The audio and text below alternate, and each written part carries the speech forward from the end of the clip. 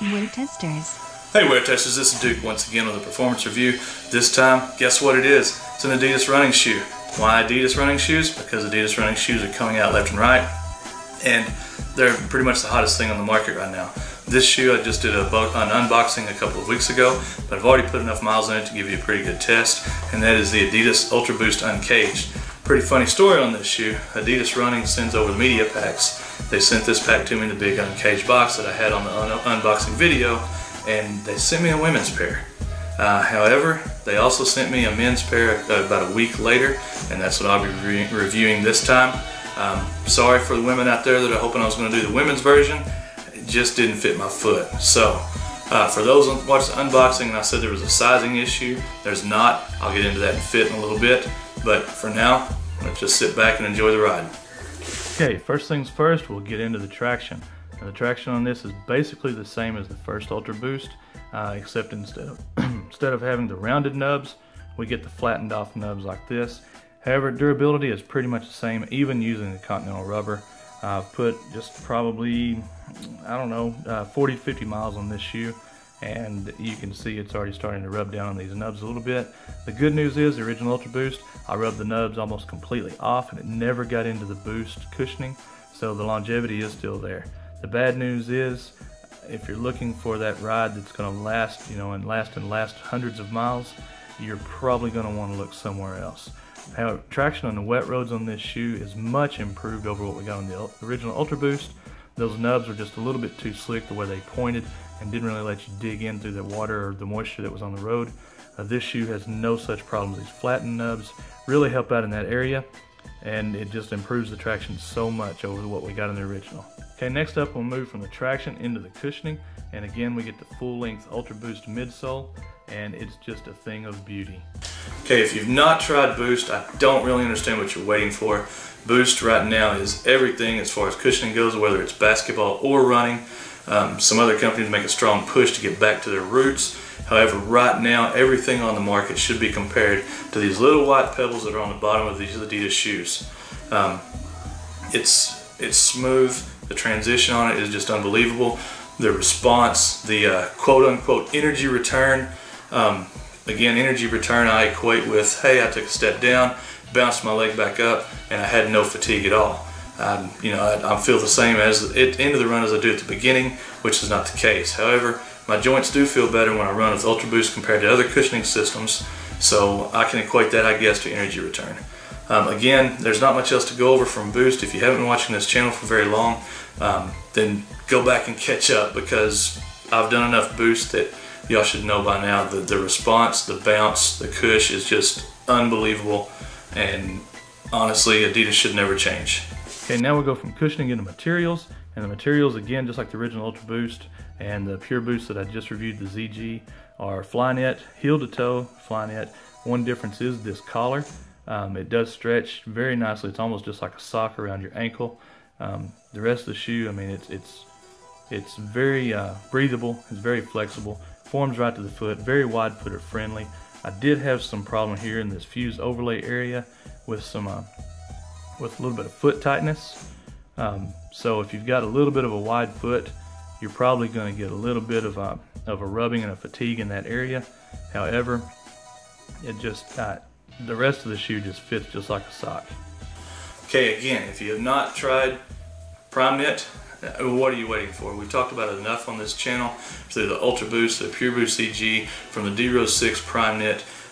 If Boost is everything, then Prime Knit is 1B. It's flexible, it's durable in every pair I've had so far. I haven't read much about anything wearing through. It's comfortable, you don't have to put a liner on the inside. And the way Adidas is doing it on this shoe, there's no backing, there's no extra threading, there's no extra fuse around it to keep it, stiff or anything supportive. They just knit it tighter in areas where you need more lateral support or more structure. So I mean, I don't want to say they've mastered it, but they're pretty damn close. Okay, now for materials, we'll get into fit. And I know I'm unboxing again, like I said, the fit was a little bit off, a little bit short. That's because I was testing the women's pair and not the men's pair. The fit on these is exactly like the Ultraboost, the Ultraboost ST that I have. It's dead on. You could go half a size down. if you really wanted to. Again, I like a little bit of length in the end of the toe box, but with this knit structure, you can very easily go a half size down, still get that one-to-one fit, that skin fit, and not have any discomfort because this knit's going to give a little bit. Fit in the heel, they do put this split heel counter on here again. It's a thing of beauty, really. I think it's not so restrictive that it just locks you in and hurts, but it is restrictive enough where it helps the fit of the shoe and keeps your foot from sliding out. One thing, I did prefer the original Ultraboost around the collar. Now this collar does look really cool and it looks really neat on foot. However, I prefer a normal collar on a running shoe that I'm going to be performing in than what Adidas gives us with this. Now I've got another shoe coming up that's got an even higher collar for a running shoe, and it's a little bit different than this. It's a different structure.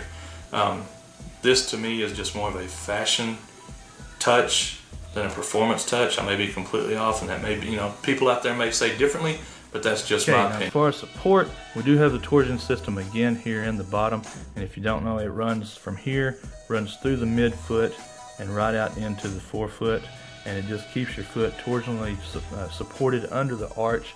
If you've ever had plantar fasciitis, you know how painful that is. This is what keeps that from happening.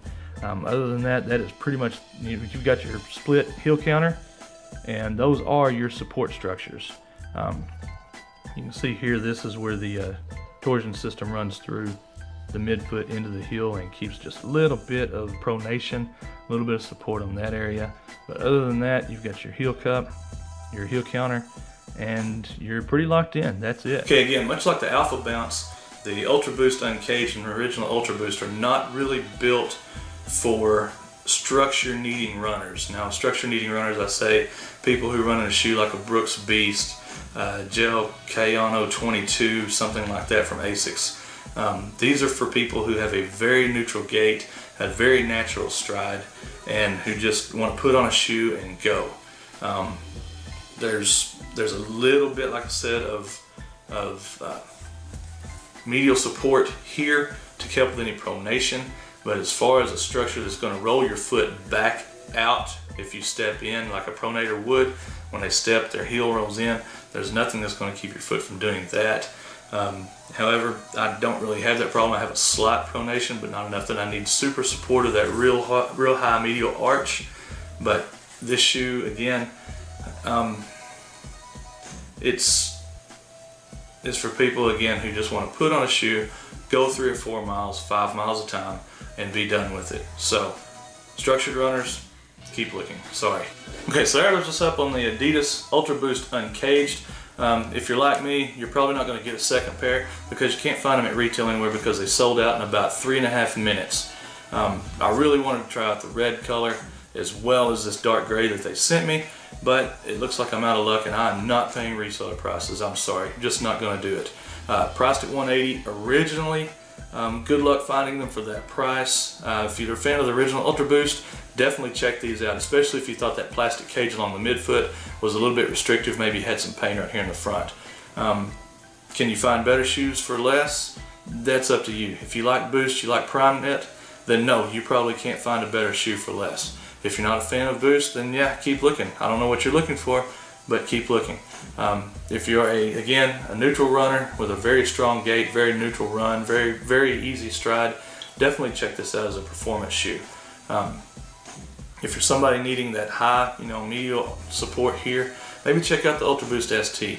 All the same materials, same midsole, a little bit more boost here under the arch to keep that foot from rolling out, and it's priced at the same. So next up for me, I've got the Puma Evo Knit Ignite. That's Evo Knit. What is with all these companies and these long names on the? I mean, you look like you run out of space on the box tag.